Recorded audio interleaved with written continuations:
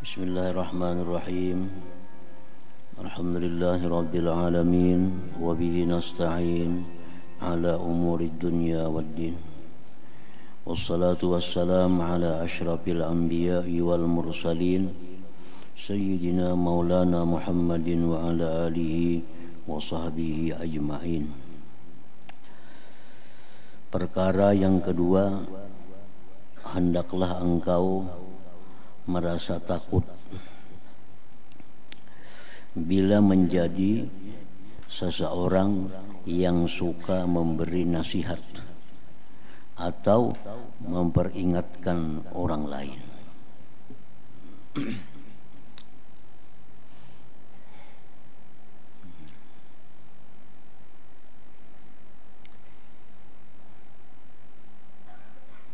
Karena pekerjaan memberikan nasihat, memberikan peringatan kepada orang lain, banyak mengandung penyakit, banyak mengandung risikonya. Terutama bila mana kita menyuruh orang lain untuk melakukan sesuatu, sedangkan kita belum melakukan sesuatu itu. Nah, itu adalah suatu risiko. Atau kita melarang orang melakukan sesuatu sedangkan kita melakukannya. Nah, itu bahayanya orang yang menjadi penasihat atau pemberi peringatan.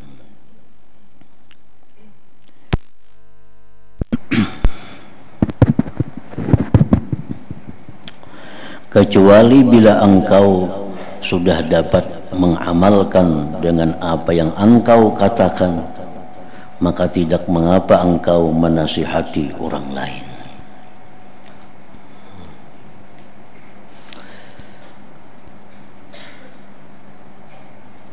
Karena banyak ancaman-ancaman Allah di dalam Al-Quran dan pula hadis Rasulullah tentang orang-orang yang memerintahkan orang lain berbuat sesuatu sedangkan dia tidak melakukan sesuatu itu.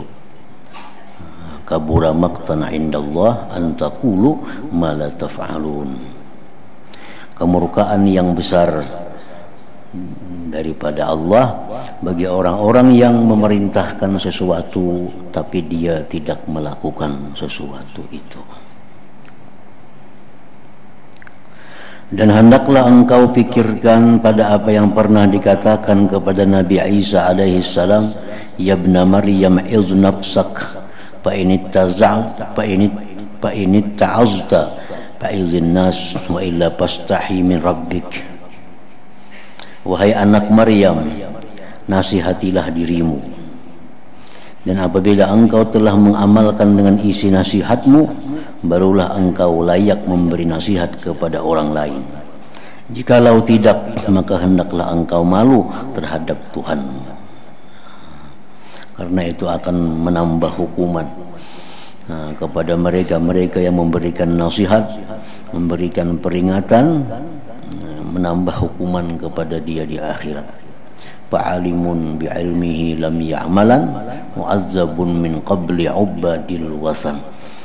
Orang yang berilmu yang tidak mengamalkan dengan ilmunya, maka dia akan diazab di akhirat kelak lebih dahulu daripada orang-orang yang menyembah berhala.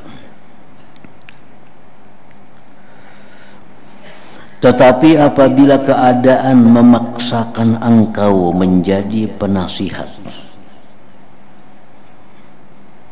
ini kita kadang hendak menjadi khatib.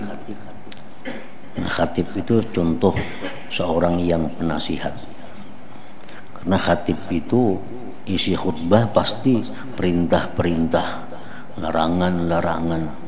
Nah, jadi khatib itu disebut penasihat atau muzakir, orang yang memberikan peringatan.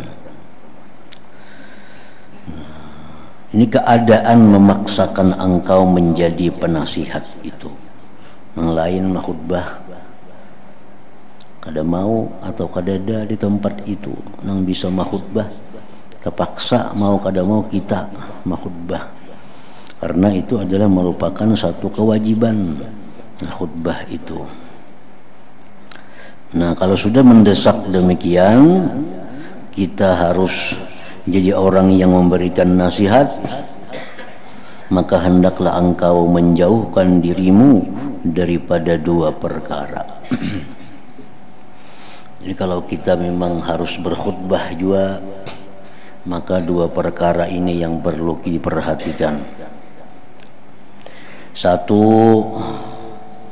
atau A, jangan engkau suka menggunakan bahasa yang payah-payah dalam perkataanmu. Nah, memberikan nasihat, memberikan peringatan itu jangan kita menggunakan bahasa-bahasa yang sulit dimengerti oleh orang umum. Bahasa Inggris misalnya, waktu kita khutbah, orang mana mengerti, ada bahasa-bahasa yang sulit dipaham. Seperti misalnya kita antisipasi, apa ada paham orang antisipasi itu apa artinya, lang tuha-tuha unggu-unggut sidin.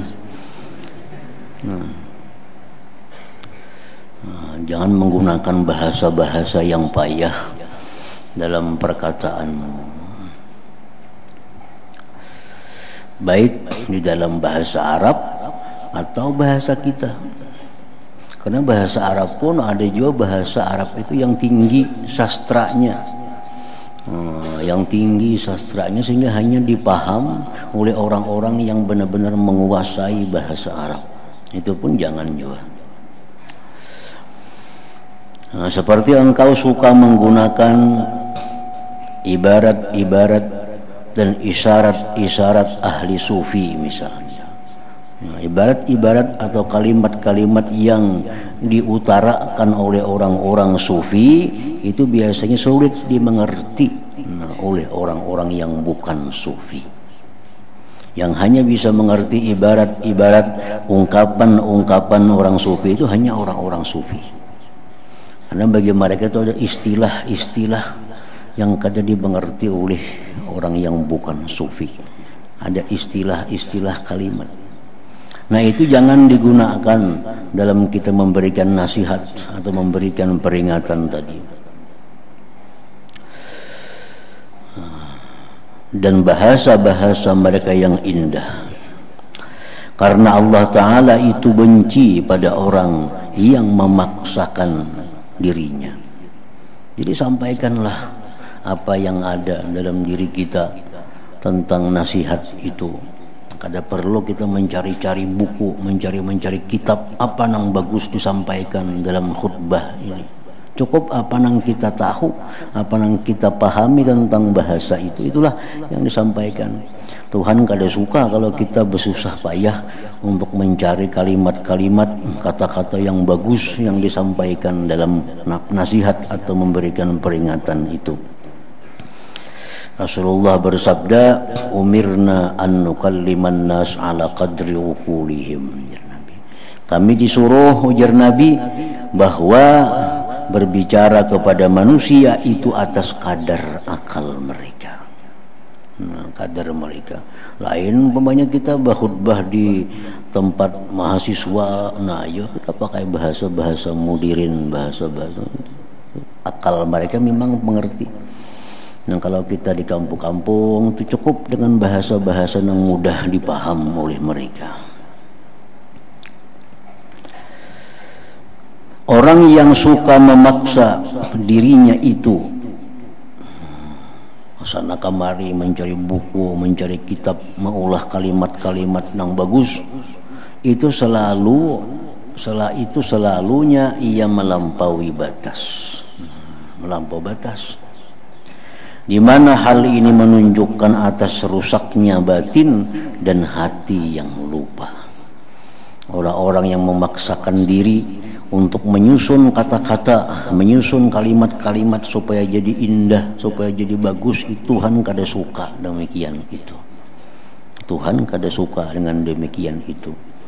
karena itu menunjukkan rusaknya, lupanya hati orang yang melakukan yang demikian itu. Nah, dan makna tazkir, memberi peringatan. Ya, kalau kita dalam memberikan nasihat atau memberikan peringatan,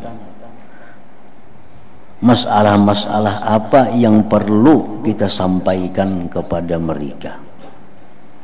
Nah, kita misal khatib nih, orang yang khutbah.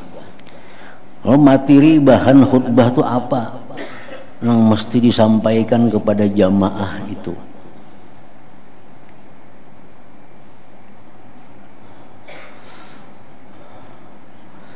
Nah, di sini Imam Ghazali mencontohkan beberapa masalah yang perlu disampaikan kepada manusia, kepada umat oleh orang yang memberi nasihat kepada mereka itu. Memberi peringatan itu ialah mengingati oleh seseorang hamba akan siksaan di akhirat. Jadi dalam nasihat itu, dalam khutbah itu, yang utama disampaikan adalah kita mengingatkan kepada semuanya tentang bagaimana siksaan di akhirat. Nah, itu perlu disampaikan kepada jamaah, kepada orang-orang yang mendengari nasihat itu.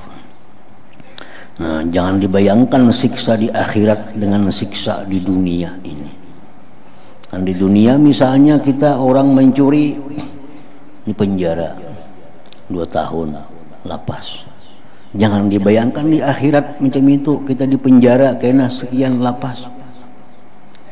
Di akhirat itu adalah apabila kita salah, kita dimasukkan dalam neraka, bukan penjara. Dimasukkan ke dalam neraka. Amun di sini penjara masih diberi makani, masih ada tempat guringnya.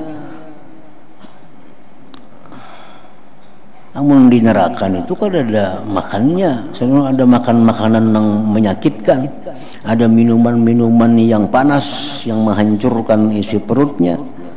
Nah, itu yang disampaikan bahannya kepada orang-orang yang mendengar nasihat atau khutbah itu, bagaimana tentang siksaan di akhirat bagi orang-orang yang di dalam dunia ini kadang menghiraukan hukum Allah Subhanahu wa ta'ala.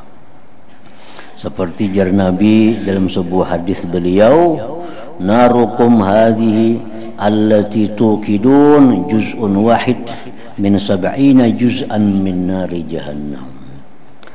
Nah, ini contohnya bahwa ujar Nabi kita, api yang kalian nyalakan di dalam dunia ini, kita sagan memasak api itu jarang banyu. Nah, api itu hanya 1 bagian dari 70 bagian daripada neraka jahanam. Jadi masih 69 kali lipat lagi panasnya daripada api dunia ini. Nah, itu api akhirat. Jadi api akhirat tuh bukan sama dengan api kita biasa. Kepanasannya jadi ditambah lagi 69 kali daripada api yang ada. Itulah api akhirat.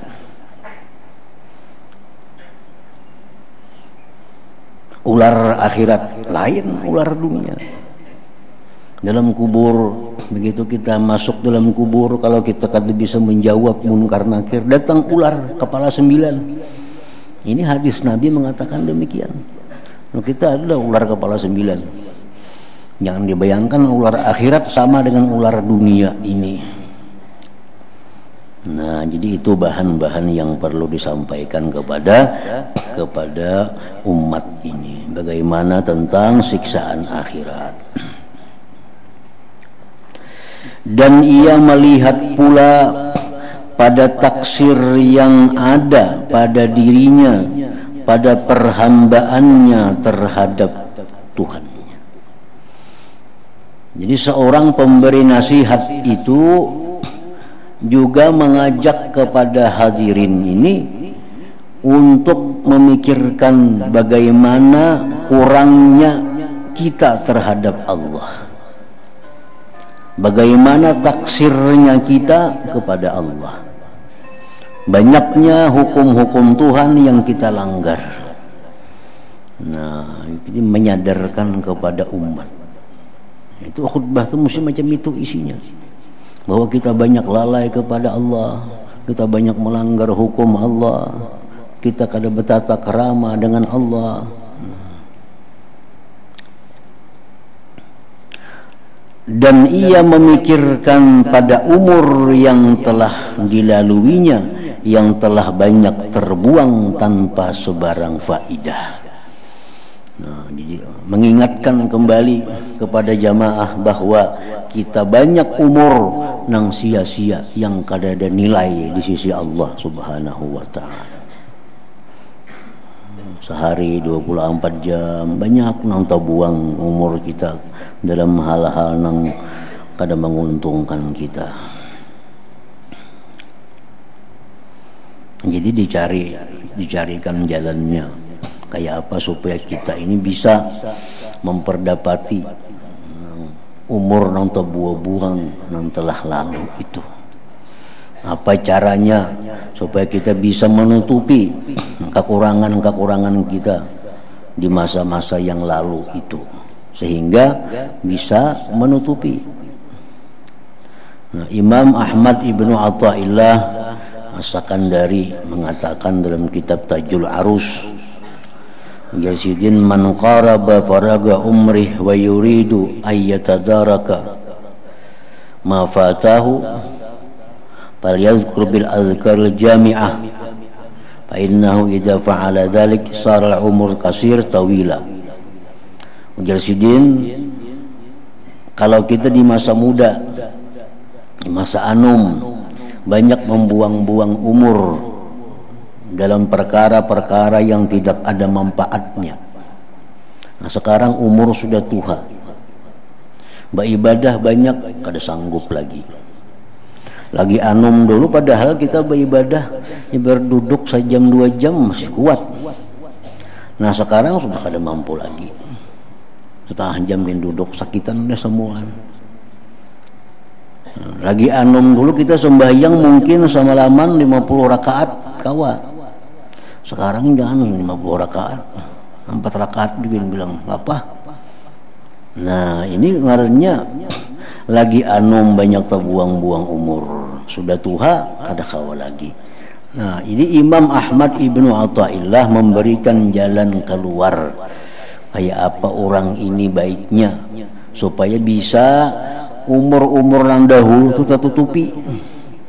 Nah, Jarsidin hendaknya dia berzikir kepada Allah dengan zikir-zikir yang jami'ah, dengan zikir-zikir yang mencakup, dengan zikir-zikir yang meluasi segala macamnya. Jadi kita pilih zikir, kita pilih amalan yang mana amalan itu banyak mengandung pahalanya, banyak mengandung faidahnya, sehingga bisa menutupi kekurangan kita di masa yang lalu itu. Di situ beliau dalam kitab itu memberikan contoh amalan yang bagus itu antara lain Jarsidin, subhanallah wa bihamdih, subhanallahil azim, adada khalqih wa ridha nafsih wa zinata arsyih wa midada kalimatih.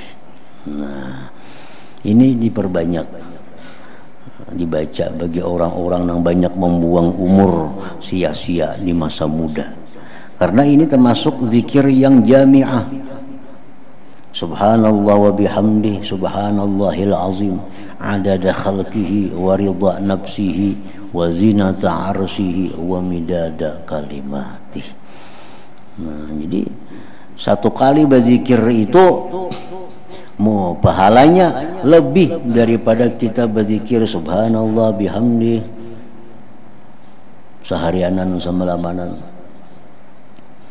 Nah, kita berzikir misalnya subhanallah bihamdih, subhanallah bihamdih, berapa ribu sehari.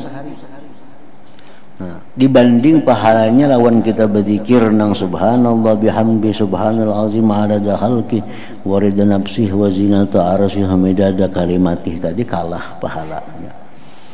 Nah, banyak itu pahalanya. Nah, ini perlu dicari zikir-zikir nang banyak pahalanya. Ajar Imam Ahmad Ibnu Athaillah. Nah, kalau berselawat cari selawat nang banyak pahalanya.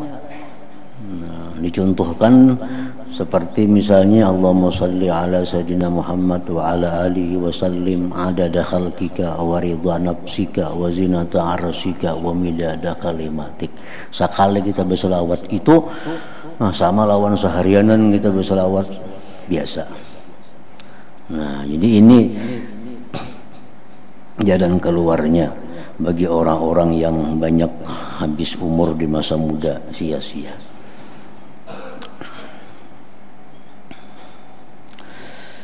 Dan ia memikirkan pula masa depan yang penuh dengan rintangan yang mesti dilaluinya.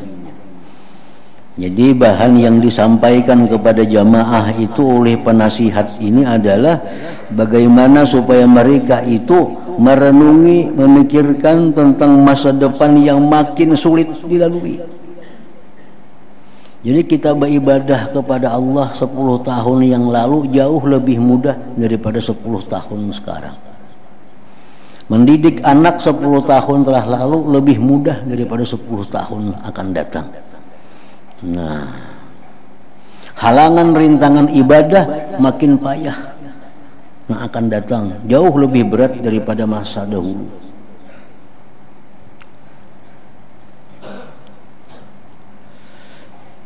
Dan ia merasa takut dengan keselamatan iman yang ada dalam dirinya. Jadi penceramah ini menghimbau kepada jamaahnya bahwa agar selalu merasa takut keselamatan iman ini.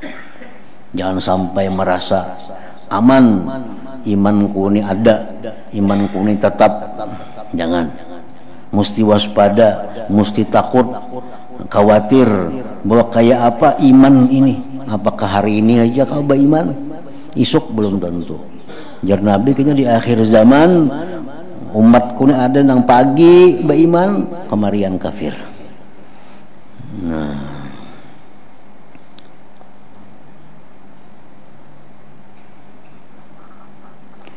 apakah ia mampu terus dalam keadaan kuat iman tadi sehingga ke akhir hayatnya?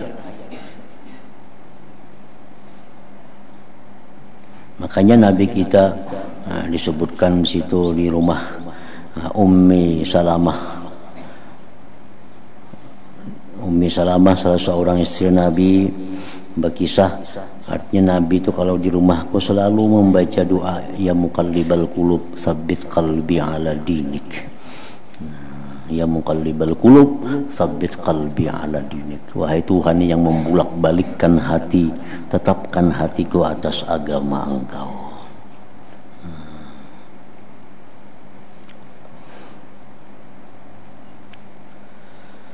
Jadi jangan kada khawatir.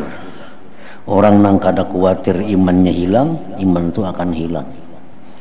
Itu banyak diucapkan oleh para aulia Allah dalam kitab-kitab mereka. Siapa-siapa yang merasa aman imannya pasti akan hilang kena. Tapi orang-orang yang merasa khawatir imannya hilang, imannya kada akan hilang di akhir hayatnya. Kita nih khawatir kayak apakah iman kita dihendak mati, masih adakah iman ini, takutan aja. Nah ini bakal selamat nih, bakal selamat.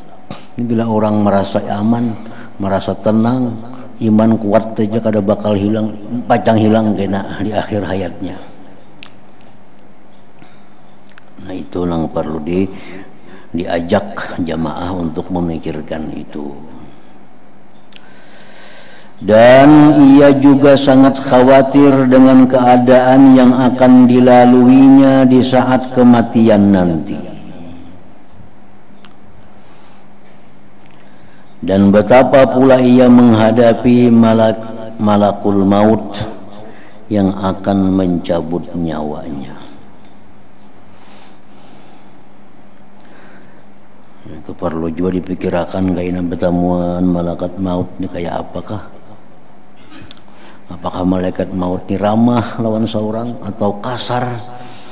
Atau malaikat maut ini menampakkan wajah nang bagus atau wajah nang seram?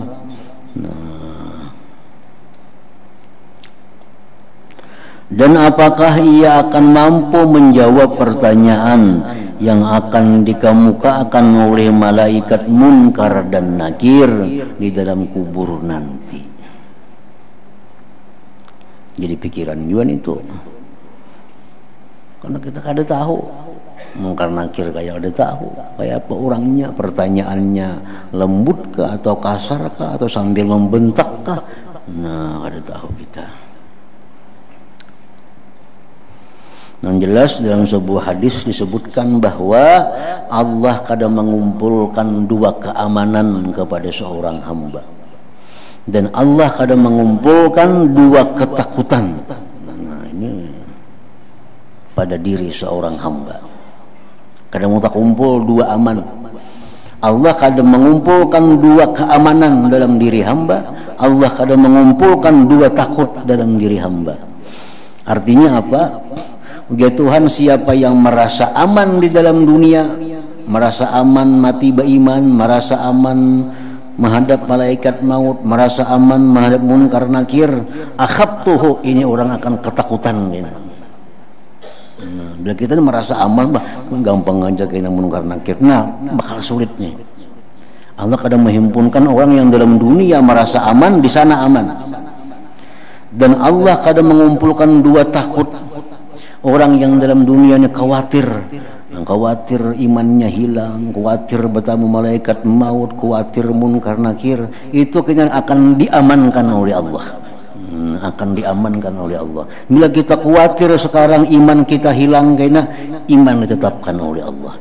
Bila kita khawatir kada kau menjawab munkar nakir, kita akan bisa menjawab munkar nakir. Jadi Allah kadang mengumpulkan dalam diri seseorang dua rasa aman. Di dunia aman, akhirat aman. Bila orang dunia ini rasa aman, bakal ketakutan di akhirat. Bila orang dalam dunia ini ketakutan berdahulu, diamankan oleh Allah di akhirat.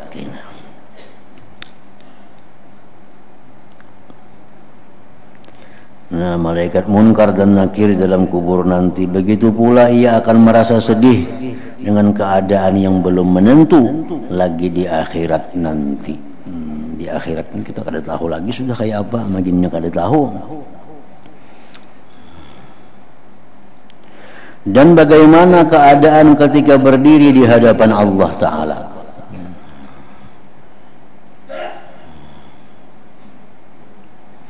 Dan apakah ia akan selamat ketika ia akan menyeberangi titian Siratal Mustaqim, ataukah ia akan jatuh ke dalam api neraka. Samuan itu kita kada tahu, dan pasti tak hadapi, pasti tak lalui. Sedangkan kita kada tahu selamat kadanya, lulus kadanya kada tahu.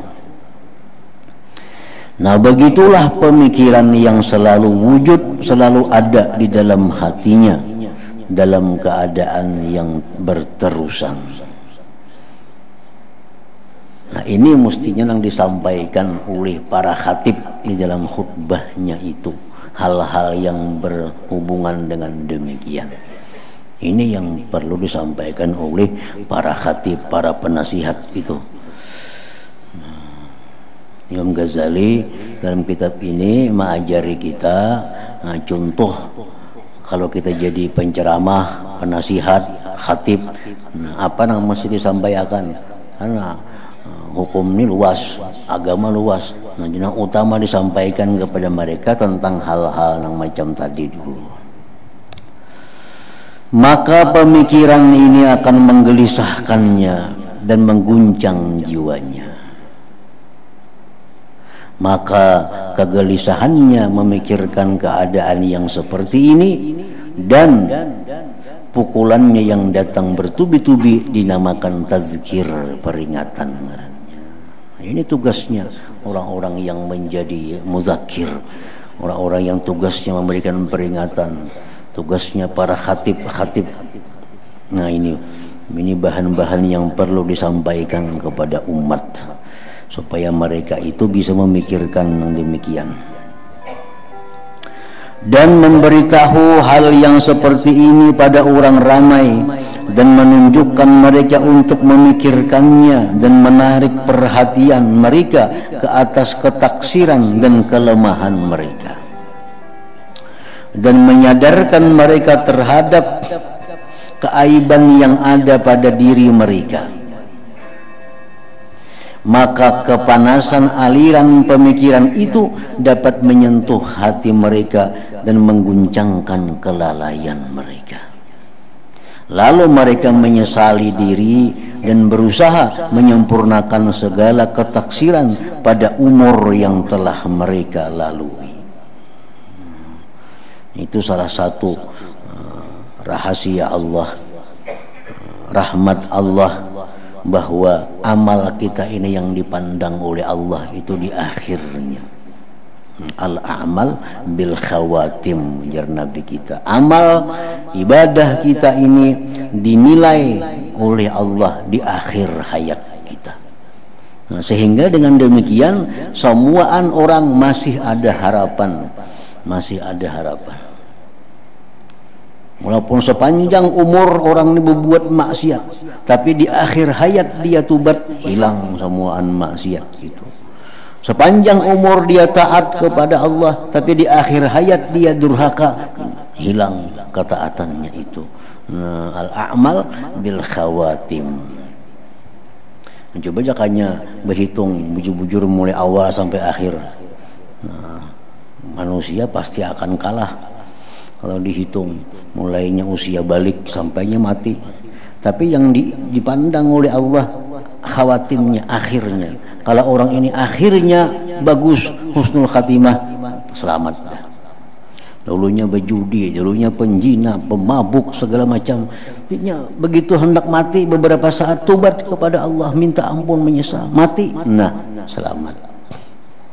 Orang yang selama ini taat kepada Allah, beribadah kepada Allah, begitu hendak mati merasa dirinya ini banyak ibadat, merasa dirinya ini hebat, merasa dirinya ini kuat, mati dalam keadaan su'ul khatimah.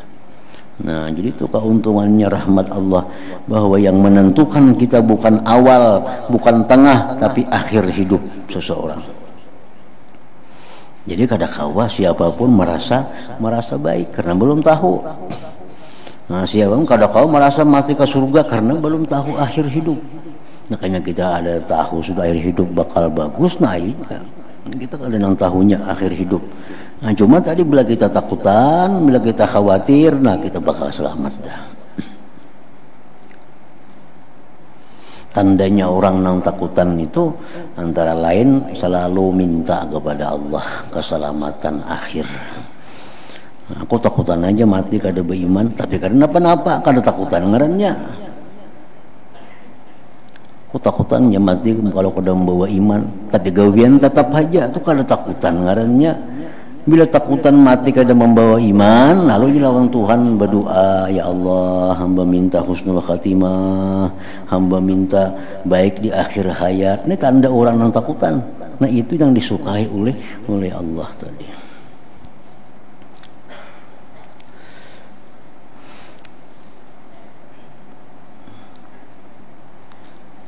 Sekedar kemampuan yang ada pada mereka, dan mereka merasa kesal terhadap hari-hari yang telah berlalu yang tidak dapat diisi dengan ketaatan kepada Allah Subhanahu wa ta'ala.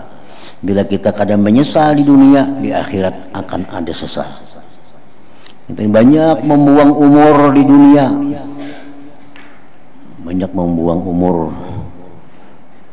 kadang disesali, mati kita, di akhirat kena penyesalannya, sakit. Tapi kalau kita dalam dunia sudah menyesali, di akhirat kita kadang menyesali lagi. Nah, mulai dalam dunia sudah menyesali banyak, bahari umur tak buang-buang kada kakaruan, banyak kesehatan tak buang-buang kada kakaruan. Dalam dunia sudah disesali. Nah, di akhirat kadang menyesal lagi.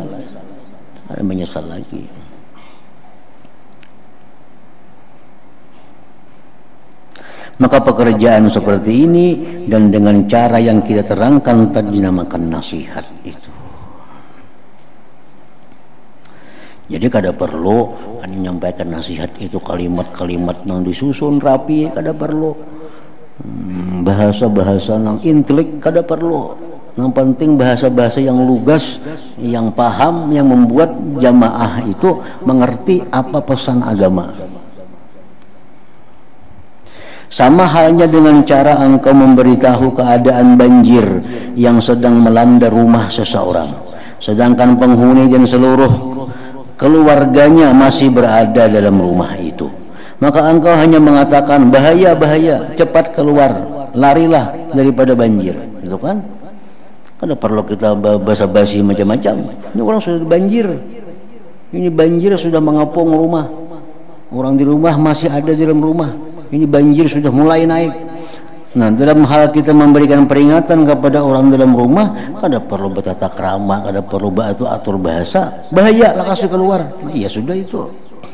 Nah, sama halnya dengan memberi peringatan kepada manusia. Kada perlu saling batur kata-kata yang bagus kayak apa acaranya. Apakah dalam keadaan begini kamu masih perlu memberitahu penghuni rumah itu dengan ibarat-ibarat yang sulit dan kalimat-kalimat yang susah, ataupun dengan isyarat-isyarat yang sukar dipaham? Tentu kita kada akan demikian. Pasti kita akan langsung kepada hal yang penting yang dituju. Cepat keluaran, bahaya, ini ada banjir. Nah, yang di rumah pun mengerti. Kada usah bahasa berulah-ulain apa, ini sudah banjir.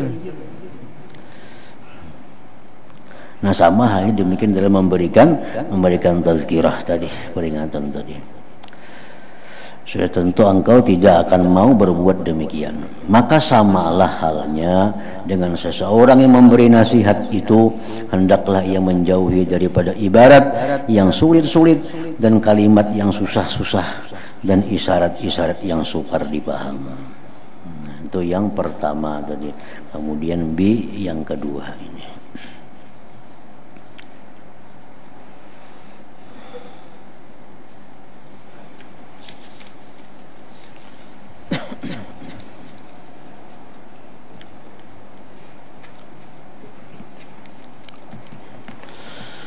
أفضل الذكر فاعلم أنه لا إله إلا الله محمد رسول الله لا إله إلا الله محمد رسول الله لا إله إلا الله محمد رسول الله لا إله إلا الله لا إله إلا الله لا إله إلا الله لا إله إلا الله لا إله إلا الله الله الله الله الله الله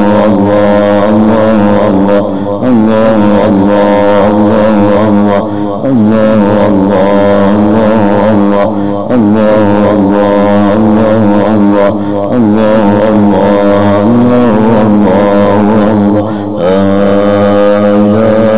الله محمد رسول الله لا إله إلا الله محمد رسول الله لا إله إلا الله محمد رسول الله لا إله إلا الله الفاتحة الرحمن الرحيم إياك نعبد وإياك نستعين اهدنا الصراط المستقيم صراط الذين أنعمت عليهم يا أيها الراجون منه شفاعة صلوا عليه سلموا تسليما اللهم صل وسلم